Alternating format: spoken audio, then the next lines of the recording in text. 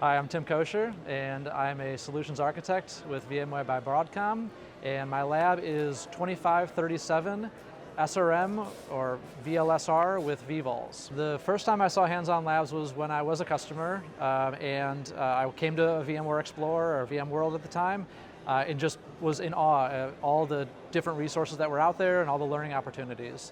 I knew that when I became an employee, I wanted to be involved, and so within a couple of years, I was working at VMware and volunteered and was chosen to be part of the program. I captained the vVols with VLSR lab, and that means writing the lab itself, that is developing the vSphere environment, as well as writing the manual for that, and taking the lab taker through the entire process of learning from the 100 level to the 400 level. A user coming in will learn everything from the baseline of what vVols are, right, all the way to the advanced configurations of vVols with live site recovery. So we take you through the entire process.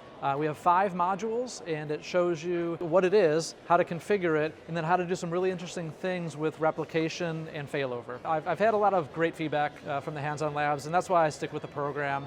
I always find that attendees and folks that don't come to the shows but are taking the hands-on labs back at their offices, they use them as sandboxes. They use them as good training tools, and that's one of the most unique experiences and values of the hands-on lab that I find is they share them with their peers, they use them as sandboxes at home in their daily jobs to get experience and get some stick time with a environment that is not just a click-through demo, but something where you can actually try, configure things, potentially break things, and then reset it. The thing that always impresses me is that we continue to develop these so that you can continue learning. Take a lab!